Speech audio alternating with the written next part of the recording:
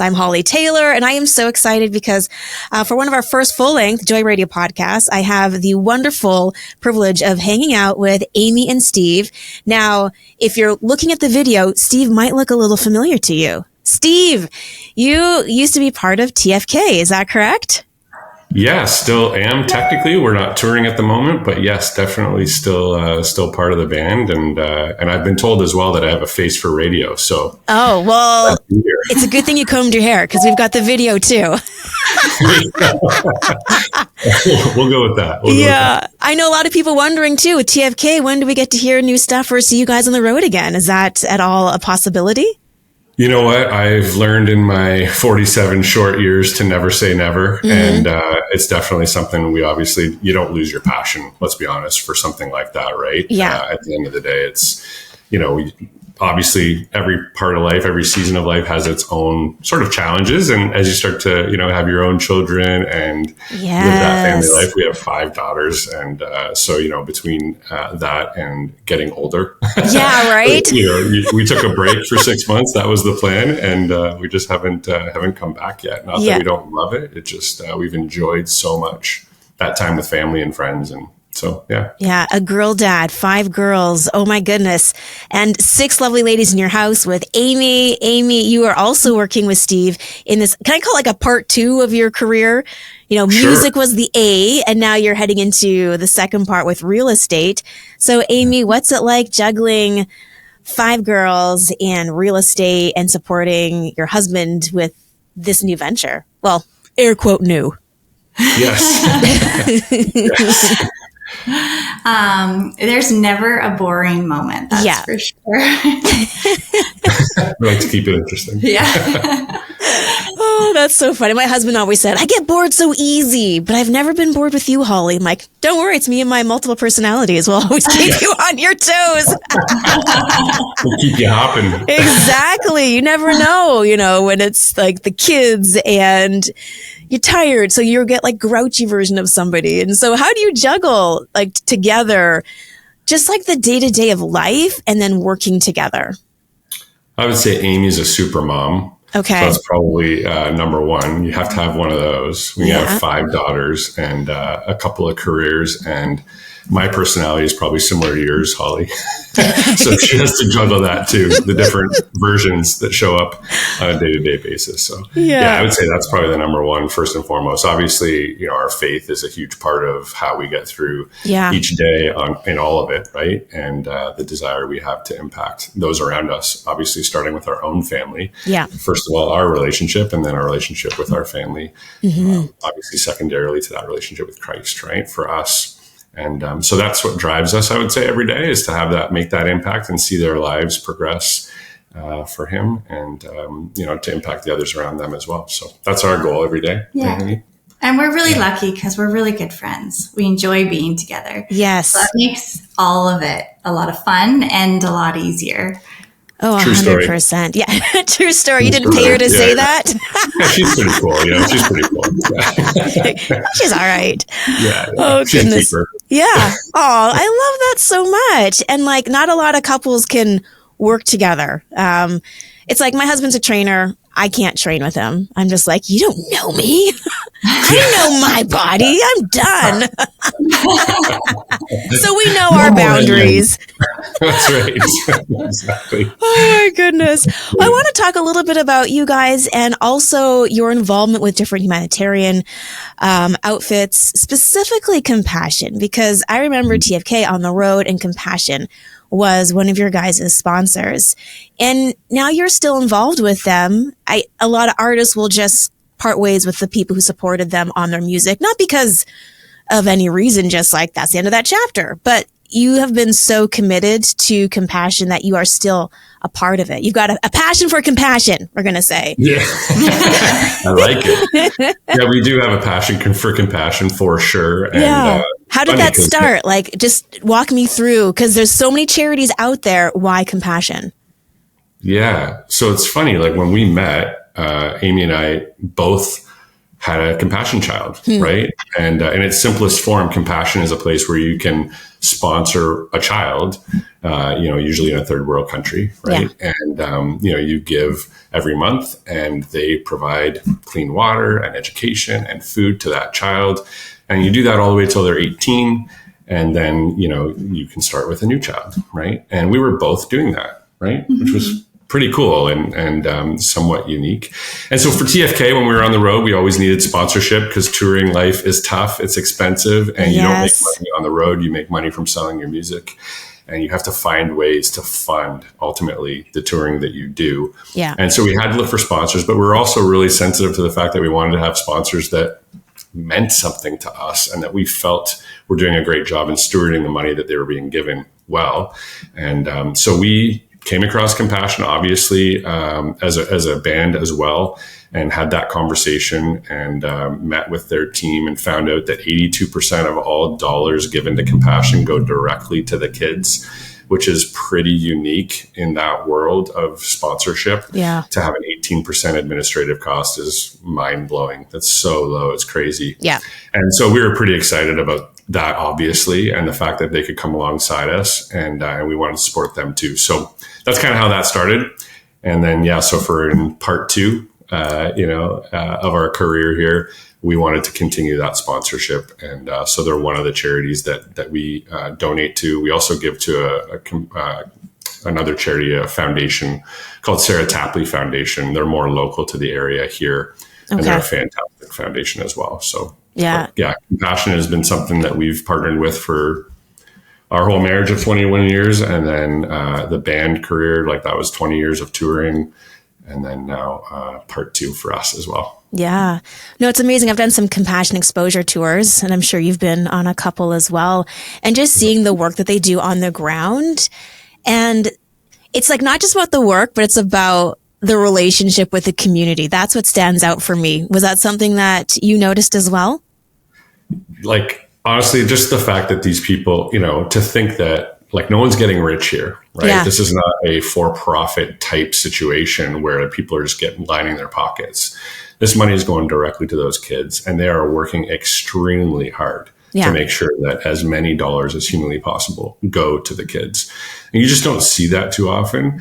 And so obviously that's felt, the reverberations from that are felt through what they do. And so, the kids, the families that they touch every day, everywhere they go, they're like superstars because they're bringing life literally to these communities that would otherwise you'd have a lot of more death and, and they struggle with everything from having a pair of shoes to wear, having something to eat, having clean water to drink. I mean, imagine drinking filthy water every day for your whole life. Yeah. How long are you going to live? Right. So they're bringing life-giving, necessary, items, clothing, food, water, education, all those things. Skills. Mm-hmm. Skills.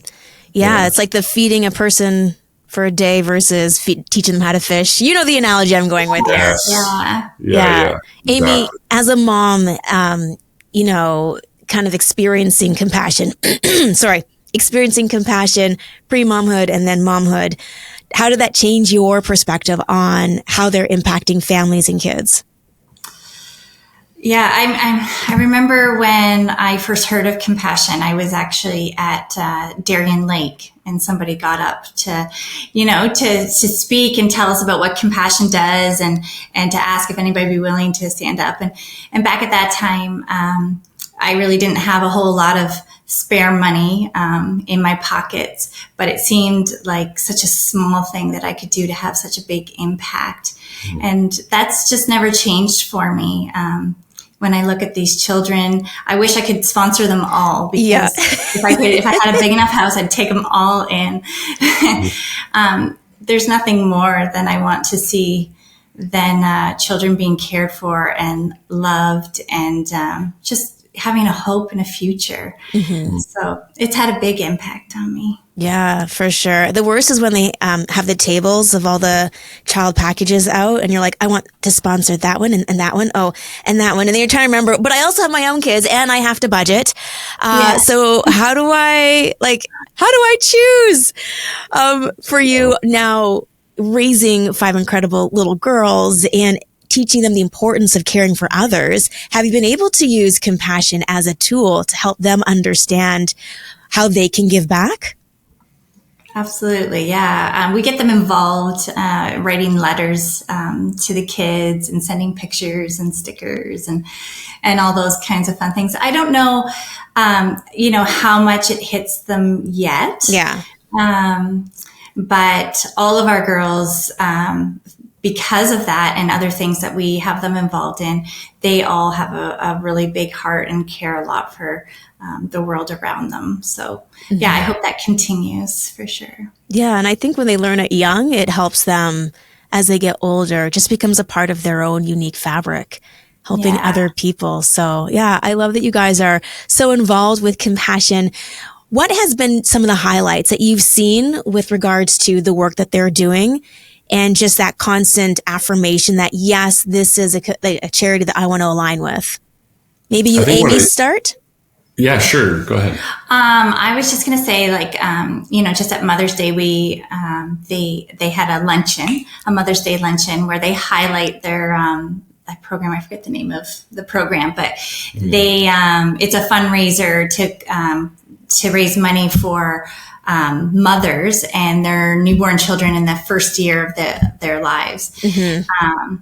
And it's impossible to talk about that without just tearing up, just realizing that there's these women out there who, finding out you're pregnant, even in the happiest times is a scary experience at first. Yeah. Right. And just to for these women who don't have support and don't have, resources, so that's what's exciting at this stage for us, to be able to give to projects now. It's not just sponsoring children. It's being able to make an impact through projects like that, where you really know it's making a difference in people's lives. Yeah. Yeah. For you, Steve?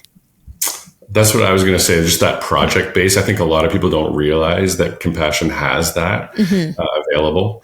And, where you can give, specific amounts of money, say $5,000 to dig a well, right, in a community. And obviously that lasts a lot longer than, just a set of meals, or you can pay to bring in, a herd of animals, right, that can feed a community of people for a period of time.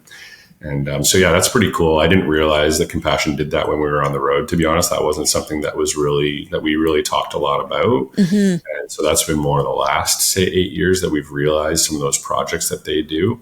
And we find those super beneficial too, just realizing how long lasting that effect can be. Yeah. I appreciate you talking about the change and the shift in your relationship with Compassion, being on the road and then being, music focused, and it's the packages. And now you are real estate agents and you found other ways to be involved. Just throwing out a random question here, because that's what we do with the interviews with real estate. How have you been able to also continue to support Compassion, and how do you further spreading what Compassion is doing to other people? Well, we use our social media to raise awareness for them as well. We want to speak about them at every opportunity that we have. And, people care. People care a lot about, what you're doing to impact the community around you and the world at large. And I don't know how much of a base Compassion has for I know in our interactions, a lot of people hadn't heard of Compassion before. Yeah. And so just having that opportunity to get the word out, to share what we're doing, but also to get other people involved, to make a bigger impact. It's a privilege to be able to do that. Yeah. Oh, absolutely. So let's talk about, life. You're still a musician, you're still a drummer, and you are doing real estate. And Aimee, you are juggling life and real estate, and both of you juggling 5 girls and sponsorship. There's a lot going on there.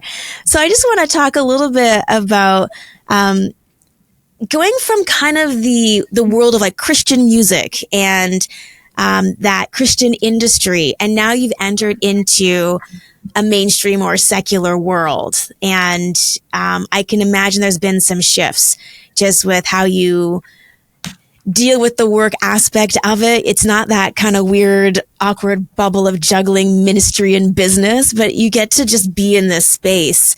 Has that shift been, I don't want to say a positive one, but have you met any challenges making that shift, or has it gone pretty seamless? Right. Yeah. No, great question. Lots of great questions. Awesome. I would say, I have so many things I want to say about all the things you're asking, because it's just, obviously we have passion for all of these things. Yeah. And bring it on. We got time. It's a podcast. That's it. Let's roll. I would say, so from a music perspective, to be honest, we never felt like we were a Christian band. We were Christian people making music from our perspective, obviously, and, Christ-centered focus, no question, and trying to impact the world in a positive way, for sure, and influence people in a positive way for God. But we never felt that we were a Christian band, right? And to be honest, I always get a little bit confused on what that even means fully.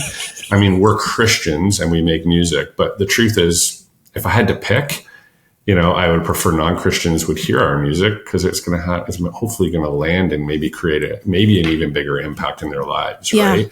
And obviously, we're so grateful for everyone who listens to our music, but you're hoping to make as big of an impact as you can, for sure. And in touring, it was just crazy the people we would meet. You wouldn't believe the things that we would see, and because we were touring on both sides, we were doing secular tours and Christian tours, if we want to kind of call them that. I kind of hate that, honestly. Me too. I can't figure it out. It's a little cringy. But it's the way we like to create our bubbles and our divisions, and for some reason, and there's people who would follow you because they're a Christian band, and then other people are like, are they? I saw them at whatever tour. I'm drawing complete blanks because I'm north of 40, and that happens from time to time. But yes. But continue. And so from our perspective, to be honest, you're meeting people after the shows that are struggling with suicidal thoughts, addiction, relationship problems. And we were trying to pull in partners to help us deal with people that we were meeting. And I think because they knew our background, and maybe they didn't even, but just knowing that the songs and the lyrics that were written were just reaching them in a certain way. And obviously it's God and it's the Holy Spirit touching them in those moments, right? And we're just there as a conduit for that. But they're coming up to us after, obviously, because we're there, right? And kind of going, hey, how do we deal with this, right? And so that was probably the biggest divide, I would say, right? When you're on a Christian tour, you're not seeing as much of that. To be honest, you still did see some of it, but it wasn't as much.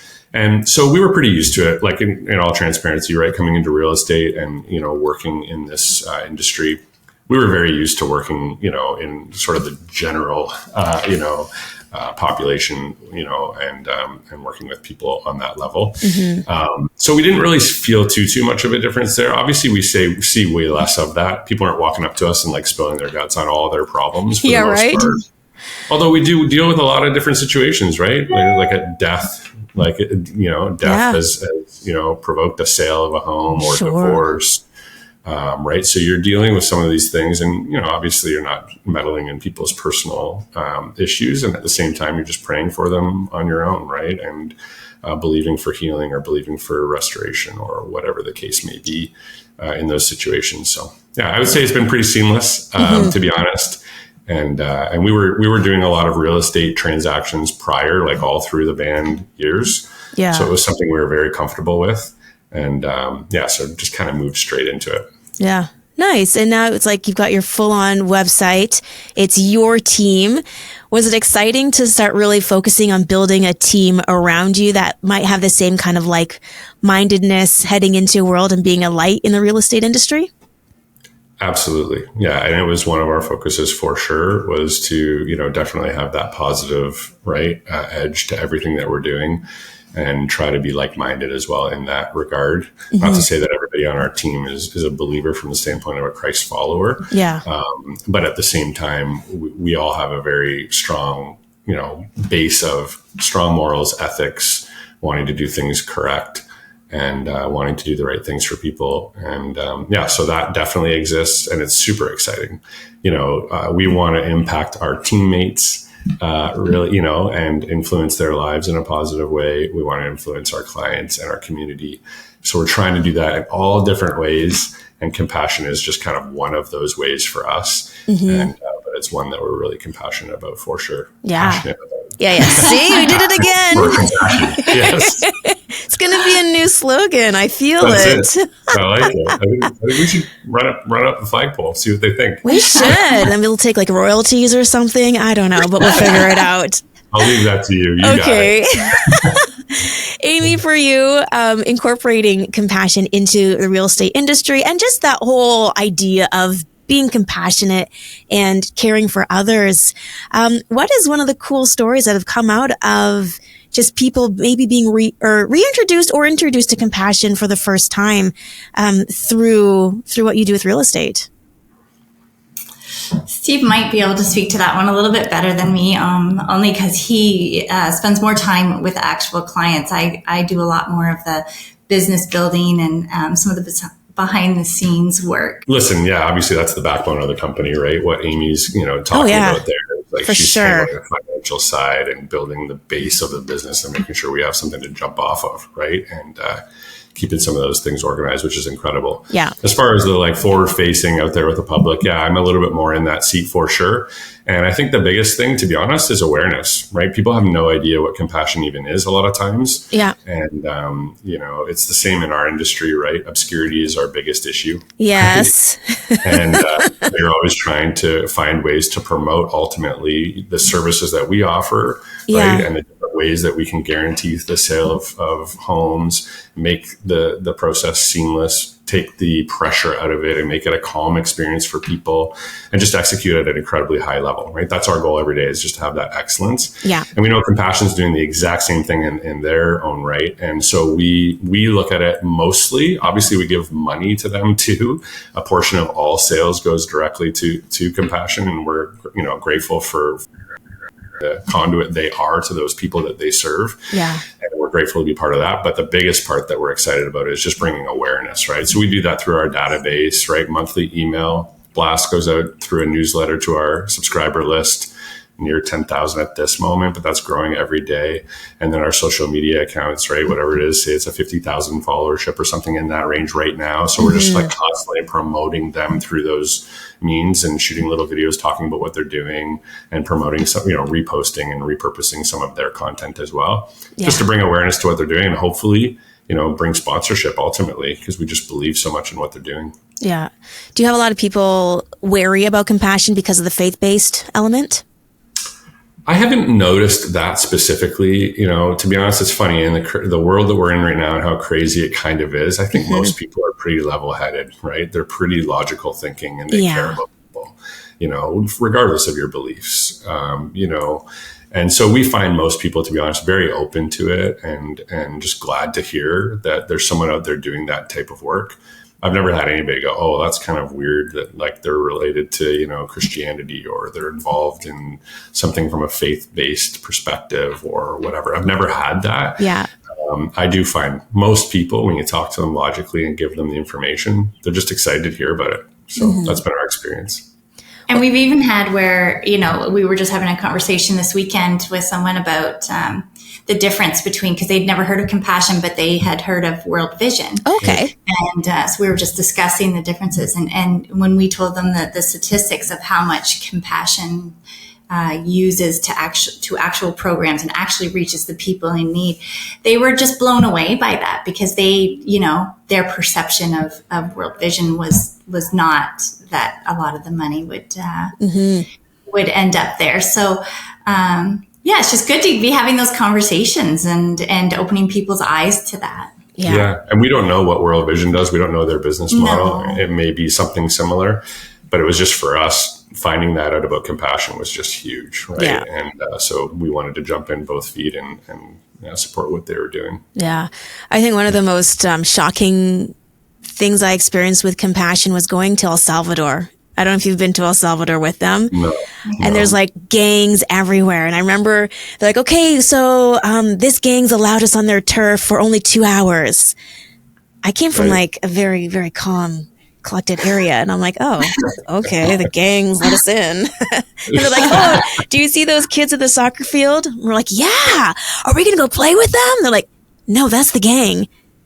And when I realized how that gang had so much respect for compassion and for the pastor and for what they were doing in the community, that they let us on their turf in like the midst of almost like this war that they were having with another.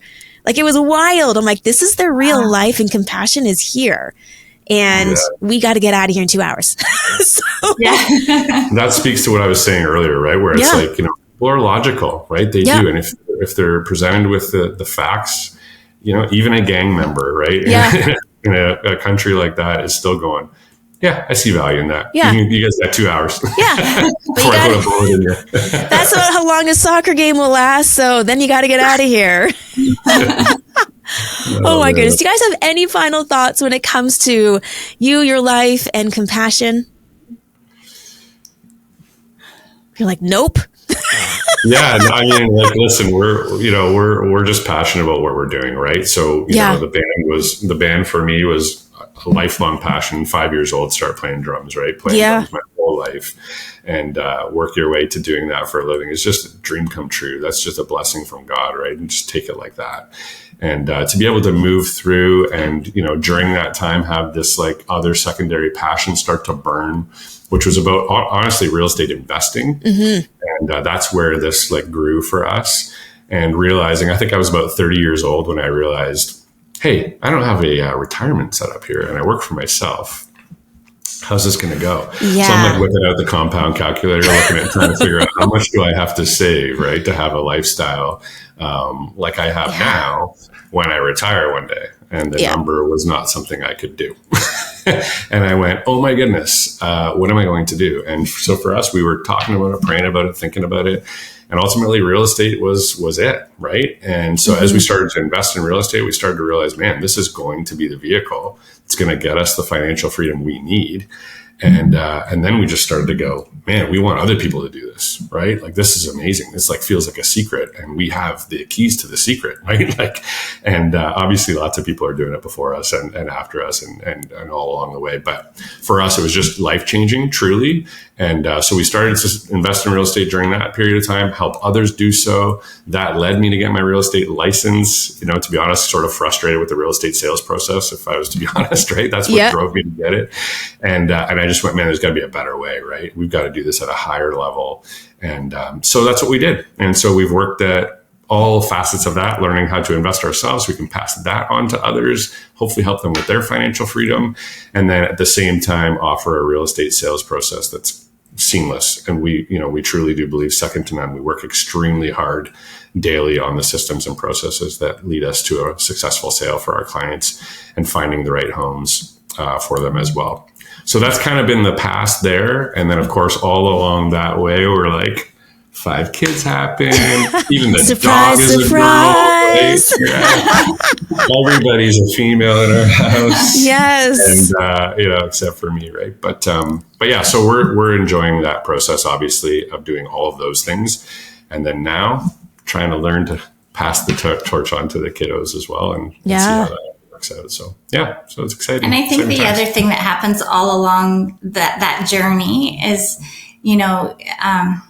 obviously we feel so blessed, like, with each child, with each home that gets sold, everything that's happened has been a blessing, and God's hand has been on it. So we want to be open-handed with everything He's given us, and that's where compassion and some of these other charities come in. Is just our way of saying, God, it's not ours, it's yours, and we want to do His work while we're here. So.